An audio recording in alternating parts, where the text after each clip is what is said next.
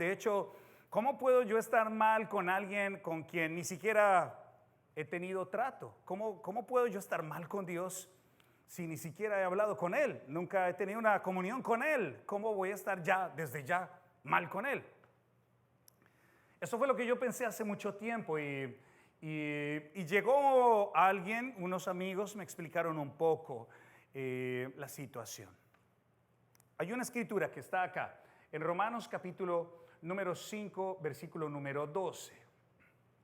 Por lo tanto, como el pecado entró en el mundo por un hombre y por el pecado la muerte, así la muerte pasó a todos los hombres, por cuanto todos pecaron. ¿Se acuerdan cuál fue ese hombre? Adán. ¿Adán qué hizo? Pecó, por supuesto, pero de manera general desobedeció. Ahora, esto debemos entenderlo bien. Lo que dice la palabra de Dios es que a través de él toda la humanidad se hace pecadora. Y bueno, ¿y esto cómo funciona? ¿Por qué tengo yo que pagar por los pecados que Adán cometió hace como no sé cuántos miles de años? A mí nadie me preguntó, yo no soy ni su hijo, ni su primo, ni su familiar como para tener yo velas en ese entierro. Bueno, lo que dice el texto es que a través de él toda la raza humana o toda la humanidad se convirtió en pecadora. ¿Alguien se acuerda cuando hablamos un poco del Imago Dei? ¿Qué era eso? ¿Se acuerdan? ¿Sí se acuerdan o no se acuerdan? Lo hablamos hace como 3 semanas. ¿Qué es Imago Dei? A imagen de Dios. ¿Se acuerdan? ¿Se acuerdan que el hombre fue creado a imagen de Dios? ¿Sí se acuerdan o no? ¿Y la mujer fue creada a imagen de quién? No. ¿A imagen de quién? De Dios también, es lo que dice la palabra. Entonces dijo Dios, imagínense si la mujer hubiera sido a imagen del hombre. Eso hubiera sido complicado. Si fue creada a imagen de un mexicano, Dios mío. Es que los mexicanos tienen su genio, ¿no? Entonces Dios dijo, hagamos al hombre a nuestra imagen, conforme a nuestra semejanza, y señoree en los peces del mar y en las aves y los cielos, en las bestias y en toda tierra, en todo animal que se arrastra sobre la tierra. De eso hablamos hace un tiempo, de cómo Dios creó al hombre parecido a Dios mismo. Pero esto estaba muy bien, lo que Dios hizo fue fantástico, dice su palabra que lo que había creado era muy bueno en sobremanera, era algo fantástico, de manera que cada uno de nosotros fue creado de esa manera, de una buena manera, y todo estaba funcionando bien hasta que vino alguien y metió la pata, se equivocó, pecó, y a través de ese hombre entró el pecado al mundo. Lo que nos deja ver el texto, mis hermanos, es que esa Imago Dei fue trastornada. El pecado, lo que Adán cometió, lo que hizo fue contaminar lo que estaba puro, lo que estaba limpio, lo que estaba bien hecho. Lo contaminó, no lo destruyó, pero sí lo corrompió, como una gota de tinta cuando cae en un vaso de agua transparente. Piensen en nosotros antes de la caída como un vaso limpio de agua transparente, cristalina. Eso era lo que Dios había creado. Pero el pecado, cuando entra en la vida de Adán, entra en la vida de todos nosotros. Nos corroyó, nos corrompió, nos hizo daño, es como un virus, nos infectó a todos, a cada uno de nosotros, alteró lo que nosotros éramos por naturaleza, nos corrompió. Entonces, como consecuencia de eso, mis hermanos y mis hermanas, cada uno de nosotros ahora, queriendo hacer el bien, deseando hacer lo que es correcto, un día en una confesión Pablo dice esto, queriendo hacer lo correcto, hacemos lo que no queremos hacer. ¿Les ha pasado? Queremos hacer lo correcto, queremos hacer lo bueno, pero lo malo está a la mano. Que tenemos el deseo, sabemos que lo que debemos hacer, sabemos que no debemos hacer, pero naturalmente nosotros vamos hacia un lado equivocado. A veces son nuestras emociones las que nos traicionan, a veces son nuestros malos deseos, los deseos de la carne, como es lo que vamos a hablar en un rato. estas cosas nos corroen, nos dañan y no podemos hacer lo correcto. Así que en el mejor de los casos intentamos hacer lo bueno, pero realmente delante de los ojos de Dios no hay ni uno bueno. Eso es lo que dice la palabra. Todos se desviaron, a una se han corrompido. No hay quien haga lo bueno, no hay ni siquiera uno. Esto no está solamente una vez en la Biblia, está en varias escrituras. Así que en este momento, mis hermanos y hermanas, ustedes pueden entender por qué la humanidad está caída. Porque simplemente estamos contaminados, ¿no? Es lo que pasó. Estamos corroídos, estamos corrompidos, estamos afectados por el virus del pecado que vive en cada uno de nosotros de manera natural. Ahora, por más que nosotros queramos hacer lo bueno, siempre vamos a tener el mal a nuestro alcance. De alguna manera, en algún momento, con los pequeños, ahora saludé a Samuel y Samuel estaba con una sonrisa inmensa, pero en algún momento, naturalmente, Samuelito va a ir hacia el lado opuesto a la voluntad de Dios. ¿Por qué? Porque es un ser humano. Eso es natural. Todos nosotros nacemos así. Inicialmente no tenemos conciencia de lo bueno y lo malo, pero en algún momento tendemos hacia lo malo. No tenemos conciencia para decidir otra cosa. Ahora bien, esto se empieza a agravar, hermanos y hermanas, porque esta es como una semilla inicial. Esto es lo que naturalmente nosotros producimos. Pero a medida que avanzamos en nuestra vida, perdemos algunos de nosotros el rumbo y nos ahondamos, nos sumergimos en conductas que hoy día, como diría Pablo, nos avergüenzan. Sin darnos cuenta, hacemos en algún momento del chisme una norma, de la mentira nuestro día a día, de la inmoralidad algo que es normal. Y empezamos a vivir en ese mundo y cada vez más nos oscurecemos más. Quizás unos más, quizás otros menos, pero esa pequeña gota que estaba al inicio ya invade toda nuestra naturaleza y llegamos a estar completamente a oscuras. ¿Les ha pasado? Yo me sentía a oscuras muchas veces. Yo no sé ustedes, pero muchas veces en mi vida, como antes de conocer realmente al Señor, quise hacer lo bueno, pero realmente no podía hacerlo. A veces me sentía imposibilitado y muchas veces llegaba a la iglesia un miércoles como estos y allí arrodillado me ponía a orar y decía: Dios, perdóname, porque por más que quiero cambiar esto, no lo puedo cambiar, no puedo, no sé cómo salir de esto, no sé cómo no agradar gente, no sé cómo no ser mentiroso, no sé cómo no hacer lo correcto, no sé, no tengo ni idea, no puedo, he intentado, pero me es difícil. Y muchas veces me sentí ya en la oscuridad, muchas veces. Ahora vamos a leer la palabra y vamos a encontrar algunas declaraciones. Este va a ser nuestro texto base en esta corta noche que tenemos. En Efesios, en el capítulo número 2, y vamos a leer Efesios capítulo 2, los primeros 3 versículos.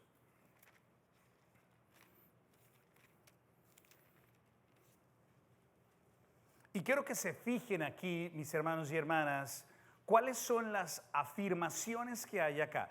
Ahora, debemos partir de algo. Deben recordar que el libro de los Efesios o la carta de los Efesios está escrita a cristianos o no cristianos. A cristianos que ya están viviendo en un estatus diferente, ya están bien con Dios. Y hablaremos de eso en un momento.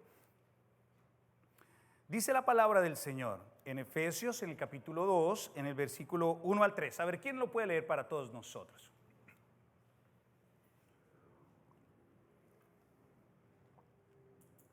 Adelante. En otro tiempo ustedes estaban muertos en sus transgresiones y pecados, en los cuales andaban conforme a los poderes de este mundo, se conducían según el que gobierna las tinieblas, según el espíritu en los que viven en la desobediencia. En ese tiempo también todos nosotros vivíamos como ellos, impulsados por nuestros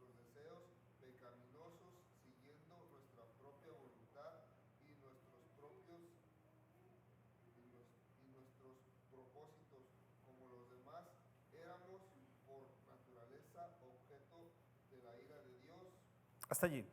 Gracias, Marcos. Ahora, yo sé que para algunas personas, es difícil vernos mal, ¿no? Y ver a las demás personas mal. Nos han vendido la idea históricamente que si tenemos un comportamiento medianamente bueno, no somos tan malos. Que si vamos de vez en cuando a la iglesia, pues estamos bien con Dios. Que al elevar cualquier oración, Dios nos está escuchando. Que lo único que necesitamos es de pronto frecuentar una comunidad de vez en cuando, sin importar la denominación. La verdad es que este texto nos ayuda a confrontar la realidad que vive el ser humano. Hay algunas afirmaciones que hay aquí en este texto y quiero invitarlos a que juntos las encontremos. Pablo le está diciendo a estas personas que son cristianos que antes vivían en qué situación. ¿Qué es lo primero que dice? Antes estaban ¿qué? Muertos. ¿Quién es alguien muerto?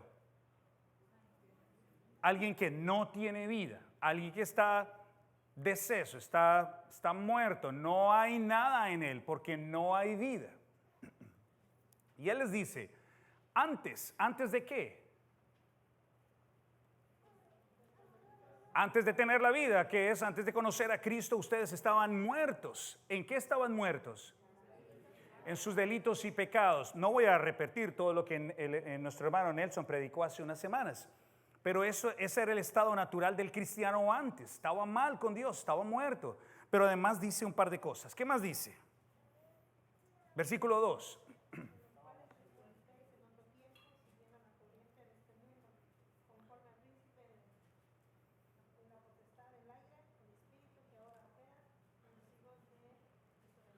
Miren, esta es una realidad que a veces no queremos aceptar tampoco. Y es que hay alguien que es el enemigo de Dios, que está animando a los que desobedecen a Dios a que sigan en eso. Y pueden leer de esto ampliamente en el capítulo 2 del libro de Efesios. Los primeros versículos son bastante ilustrativos. Hay alguien que está encargándose de mover a la gente a desobedecer a Dios. Así que, y uno podría decir, no, pero ¿cuál alguien? Pues el demonio, Satanás, el príncipe de la mentira. Ese alguien nos anima a ir en contra de la voluntad de Dios y continuamente le tiende trampas a los santos. Ahora, alguien podría decir, no, pues yo no soy tan malo, yo no... Bueno, si alguien no está con Dios, está siendo guiado por el espíritu de la maldad para desobedecer a Dios. Es lo que dice el texto. Además, dice algo interesante también. Dice la palabra. Ay, caracoles. Éramos desobedientes y guiados por aquel que es el enemigo. Vivíamos siguiendo los deseos de nuestra carne, haciendo la voluntad de la carne. Ahora, lo que nosotros estábamos viviendo antes, parece ser que era simplemente seguir lo que nosotros consideramos que era lo apropiado. Y en particular los deseos de esta naturaleza pecaminosa.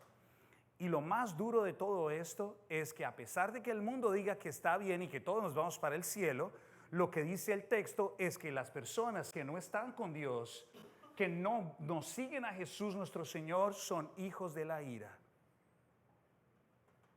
¿Estamos de acuerdo? Eso es lo que dice el texto, no me lo estoy inventando y ya les voy a mostrar otro par de textos más. Lo que señala esto es una verdad absoluta y esto nos puede ayudar a nosotros a entender dónde estamos y dónde estuvimos. Dónde estuvimos antes de conocer a Cristo y dónde estamos ahora. De eso vamos a hablar en un momento. Ahora, esta es la situación general del hombre por el pecado de Adán y por los nuestros también. Nosotros estábamos naufragando, prácticamente como si estuviéramos ahogándonos. Dios nos ve en esa situación, Dios nos ve perdidos, Dios ve perdida la humanidad y toma la decisión de intervenir, de hacer algo. Porque nosotros, por nosotros mismos, no podemos hacer nada. Porque lo que dice el texto es que estábamos muertos. Y un muerto no puede buscar de Dios. Un muerto lo único que hace es seguir en sus malos deseos. ¿Cuántos de nosotros apenas si tuvimos de vez en cuando la idea de buscar de Dios? Dios, sí, gracias, otro día, más adelante. ¿Cuántas veces pasamos por frente de muchas iglesias? ¿Cuántas veces nos invitaron a la iglesia? ¿Desde hace cuánto nosotros estamos escuchando el evangelio? Pero muchas veces ignoramos todos esos llamados porque estamos muertos, no teníamos vida. Dios ve la humanidad de esta manera y decide intervenir. Él hace algo porque nosotros no podríamos hacer absolutamente nada. ¿Qué es lo que hace el Señor? Bueno, al vernos de esta manera, al vernos muertos, sin vida, en delitos, en ofensas, en pecados, siendo guiados por el espíritu de la maldad y listos para ser objeto de su ira, Él decide intervenir porque nuestra comunicación con Él está rota. A veces personas dicen, no, pues yo siento que Dios no me escucha. Muy probablemente si usted no es cristiano o si las personas son cristianas, probablemente Dios simplemente no es que no escuche porque Él no ha perdido el oído. Lo que pasa es que no hay comunicación, no hay una relación establecida, porque el individuo no está en paz con Dios, es un enemigo de Dios, es objeto de la ira de Dios. Pero ¿cómo puede ser esto posible? Bueno, yo no lo digo yo, es lo que dice el texto bíblico, es la situación del ser humano sin Dios. Ahora, escúchenme bien, no es el ser humano sin la iglesia cristiana. No es el ser humano sin la iglesia bautista, o no es el ser humano que no se ha bautizado. No, quiero que piensen muy bien esto, porque el único que sabe realmente quién es nuestro Dios. Y nosotros también de cierta manera, porque nosotros sabemos hacia dónde nos dirigimos y cómo nos comportamos. No, yo creo que soy salvo. ¿Por qué? Porque dije una oración o no sé qué día y me bautizaron tal día. Bueno, eso no es garantía de absolutamente nada. La garantía es de saber si somos o no somos, si el Espíritu del Señor muere en nosotros, si somos guiados por su Espíritu hacia lo bueno, si con nuestra vida somos coherentes con eso que nosotros predicamos y lo que dice el texto. Y es ese Espíritu del Señor que grita adentro, Padre, te alabo, te exalto y quiero vivir para ti, te entrego mi vida por completo. Dios hace algo porque esta comunicación está rota.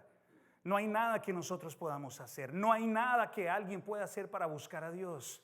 Si Dios no nos ayuda, nosotros no podemos encontrarlo. Estamos perdidos, estamos a oscuras. De hecho, dice en Pedro que estábamos al otro lado, lejos. En Isaías dice que había un muro inmenso de nuestros pecados que nos separaba de Dios. No hay nada que podamos hacer. Nada, cero. No hay nada que podamos hacer. No hay nada que nadie pueda hacer. Entonces, Dios hace algo e interviene.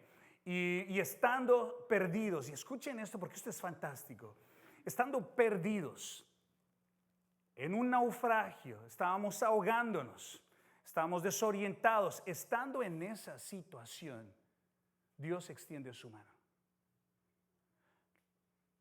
No porque en algún momento tú tuviste un chispazo de bondad, no porque eras de buena familia o trajiste una ofrenda a la iglesia o porque viniste un domingo. No depende de absolutamente nada. Viéndonos como estábamos, Dios decide intervenir y provee una salida, un medio para limpiarnos y perdonarnos.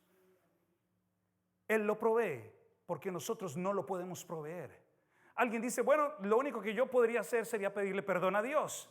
Bueno, tú puedes pedirle perdón a tu esposa, los que estamos casados, y aún así recibir una mala cara. Levante su mano, sí, no mentiras, no levanten la mano. No. Uno puede acercarse a la esposa, mi amor, perdóname, yo hice todo, aquí te traigo estos chocolates o aquí te traigo estas flores, y con esas flores me va a comprar. Y con esto, ¿usted cree que con traerme esto se arregló todo? No, señor, no, señor, así no son tan fáciles. Porque, miren, esto es un ejemplo muy sencillo. Porque el perdón no se puede ganar. El perdón simplemente es concedido. La persona que está ofendida dice, ¿te perdono o no te perdono? Me traigas chocolates, galletas, viaje a Jamaica, lavadora nueva, olla arrocera, último modelo. Tráigame lo que quiera, pero yo soy la que doy el perdón, o yo soy el que da el perdón. Así me traiga lo que quiera. Porque el perdón es algo que se concede, no se puede ganar. Nosotros podemos venir a Dios con miles de palabras, pero solamente Él es el que concede el perdón. Y Él trazó una forma, un medio a través del cual nosotros podemos recibir ese perdón. No hay otra, es esa, la que Él dice. ¿Y cuál es esa forma? Bueno, un único y perfecto sacrificio limpiará, redimirá y perdonará los pecados de muchos. Es lo que dice Hebreos. Liberando a los hombres de culpa y librando sus conciencias de obras muertas. ¿Se acuerdan de Juan 3:16? Porque de tal manera amó Dios que, ¿para qué? Tenga vida eterna y... Ahora imagínense esto. Dios toma la decisión de enviar a su Hijo como el único medio que puede limpiar ese vaso negro lleno de tinta. Es el único que puede separar la tinta del agua. Es el único que puede limpiar el pecado de nuestro cuerpo. Es el único que puede presentarnos sin mancha delante del Creador. No hay nadie más, no hay nada más. No hay ofrenda, no hay sacrificio que le agrade al Señor. Lo único que puede ayudarnos a nosotros en nuestra situación de pecado es Jesús nuestro Señor. No hay nada más, no hay nada más. Ahora, esto es maravilloso porque todos nosotros podemos vivir una vida sin Cristo, una vida probablemente diferente todos. Algunos de nosotros probablemente caímos muy bajo, hicimos cosas terribles, dijimos palabras horribles, hicimos actos que nos avergüenzan. De hecho, probablemente algunos de nosotros vivimos en esto por años y años sin poder redimirnos. ¿Cuántos de nosotros probablemente tuvimos una vida estable? No fuimos tan malos como los demás. En mi país, en Colombia, muchas comparaciones eran directamente con el peor narcotraficante, el mayor narcotraficante de nuestro país. Y siempre decían, no, pues yo no soy tan malo como... Yo no soy tan asesino como... ¿Cómo voy a estar mal? Yo no soy tan... Ellos son malos. Ellos son los que deben ir al infierno. Yo no hago nada. Yo en comparación a ellos soy una oveja. No tengo manchas, no he hecho nada. Pero el asunto es que la medida de la santidad no viene dada por el peor o el mejor de nosotros, porque el peor de nosotros es un desastre ante los ojos de Dios. La medida de todo esto es dada por Jesús mismo, por Dios mismo. Entonces todos nosotros tenemos una vida cargada de culpas, porque muchos de nosotros arrastramos culpas en nuestro corazón, en nuestra vida, cargamos culpas, cargamos con pecados, hicimos muchas cosas mal y llegamos a Cristo. Y cuando alguien se encuentra con Cristo, su vida es transformada. No hay manera, si alguien no vive una vida diferente siendo cristiano, es porque no ha conocido a Cristo. Porque ese que conoce a Dios, ese que conoce a Cristo,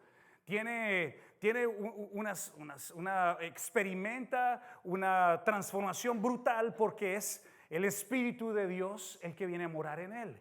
El que resucitó a Cristo de la muerte es el que viene a morar en él. Ese que trabajó en la creación viene a morar en él.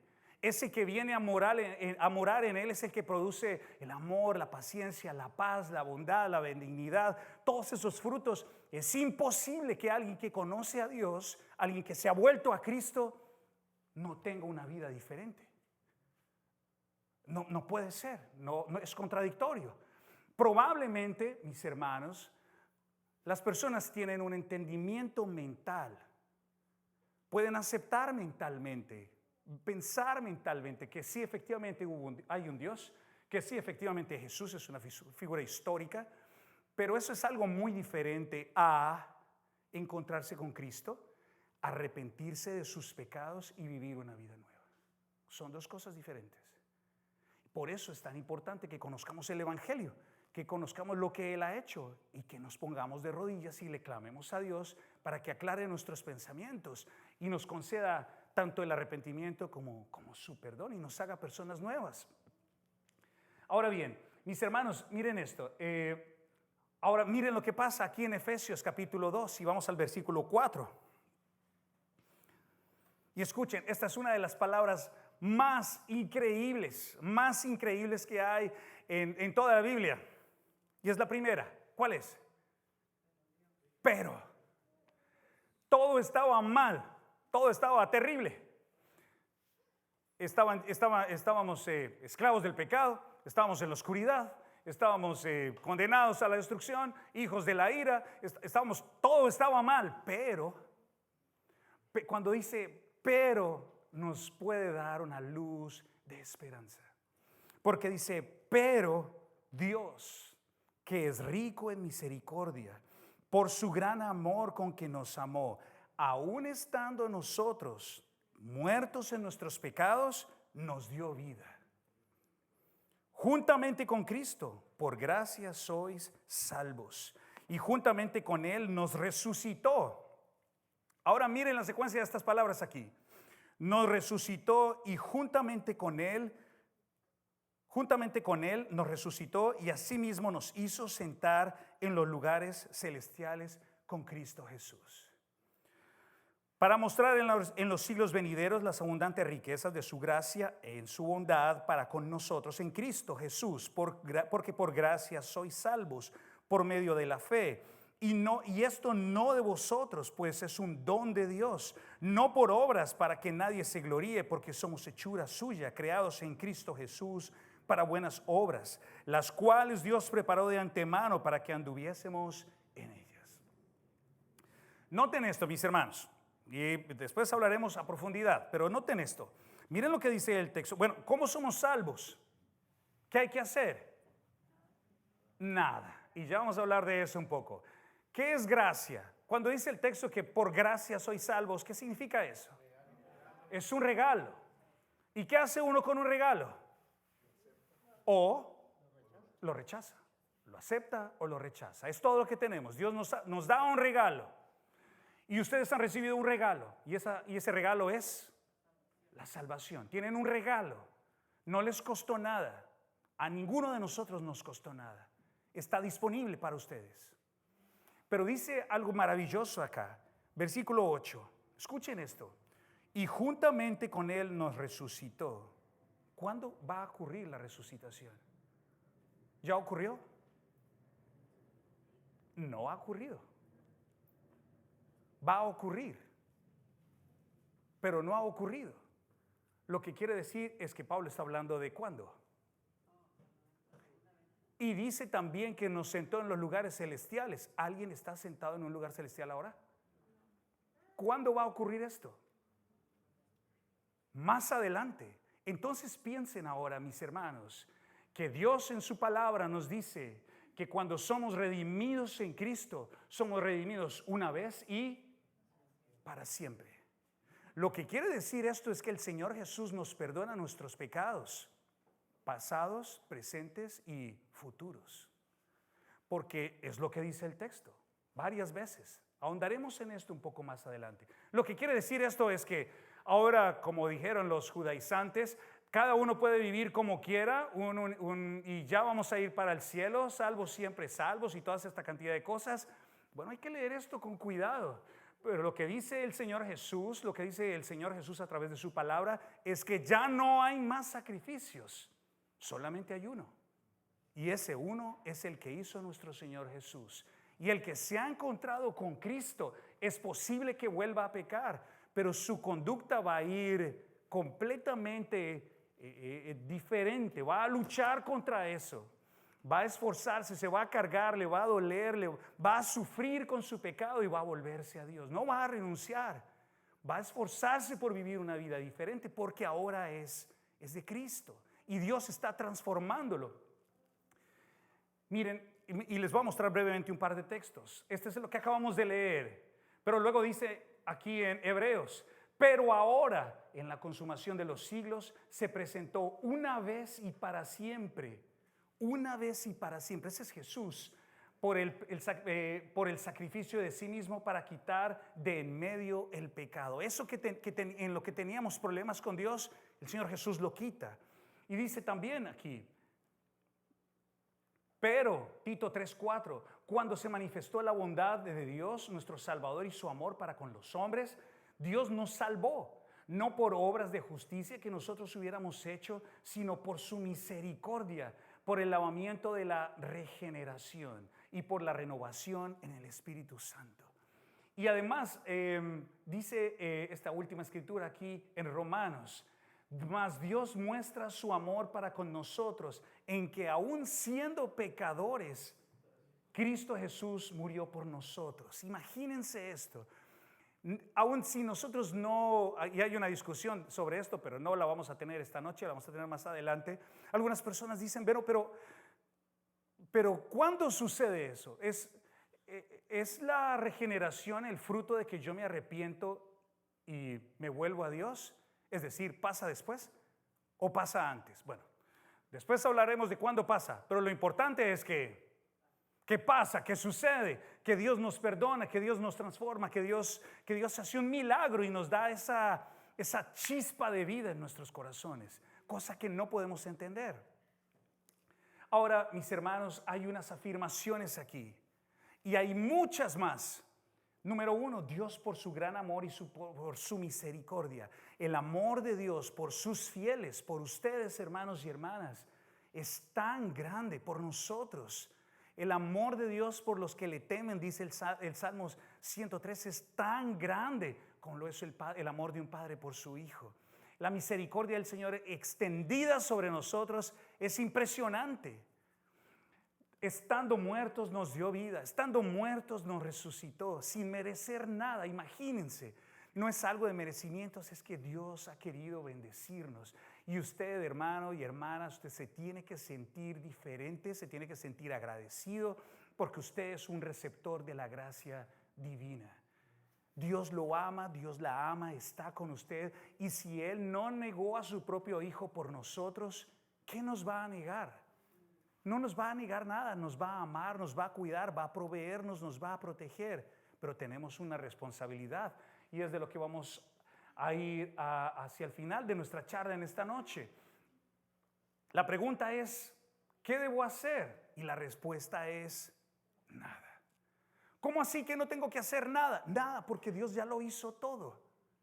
Dios ya proveyó el sacrificio. Dios ya proveyó al Salvador.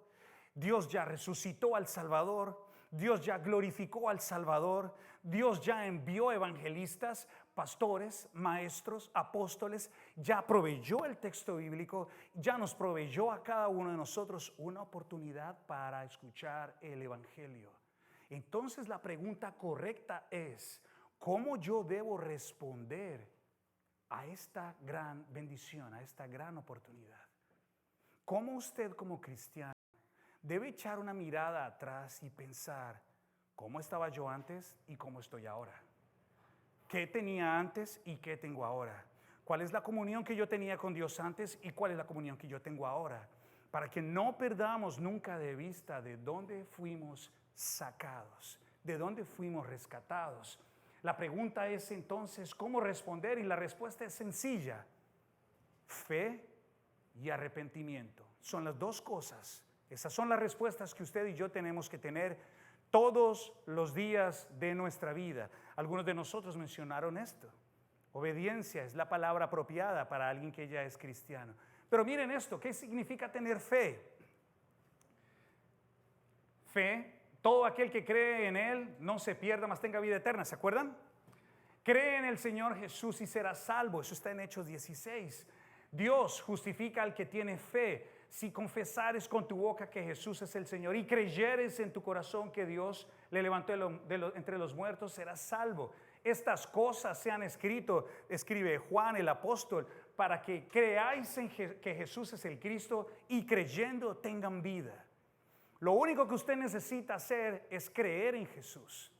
Creer que Él es el Señor y creyendo va usted a tener vida. Y no hay nada más que hacer. Eso es todo lo que tenemos que hacer porque la salvación es por fe de principio a fin.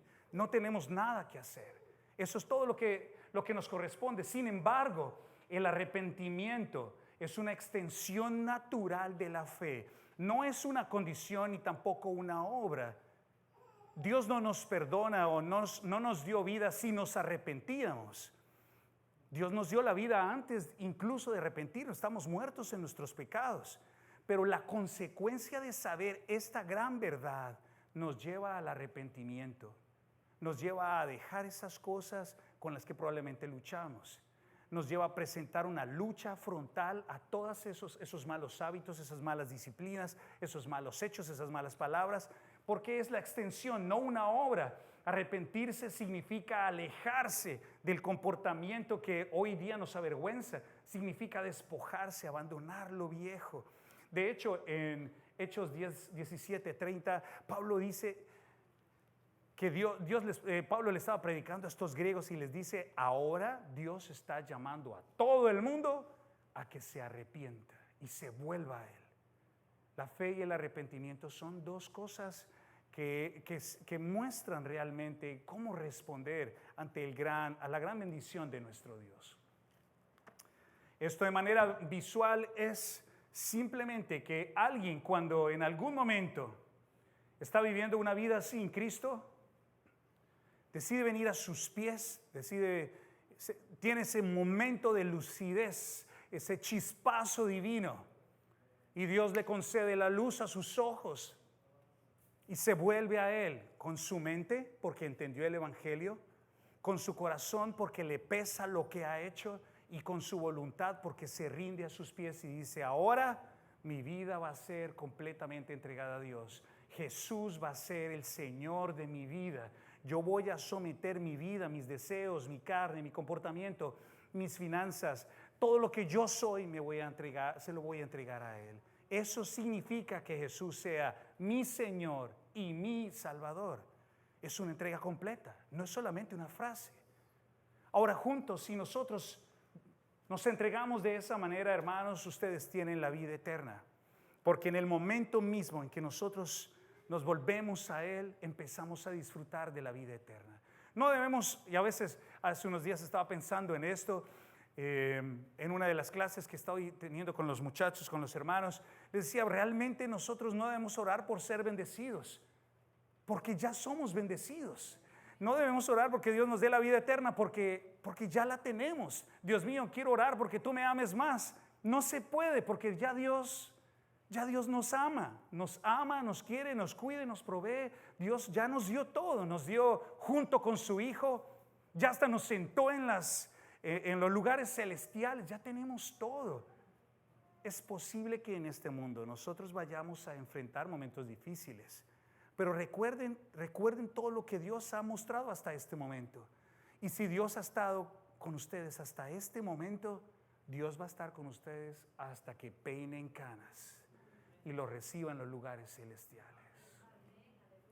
Vamos a darle gracias a Dios porque esta es la verdad, esto es la salvación y eso es lo que nosotros tenemos que compartir. Que un día estuvimos perdidos y fuimos encontrados. Un día estábamos desamparados y un Padre eterno nos dio la oportunidad de conocerle. Hay que volver a empezar. Escucha la voz de tu pastor, que no soy yo. El buen pastor, no el mal pastor. Escucha la voz del buen pastor.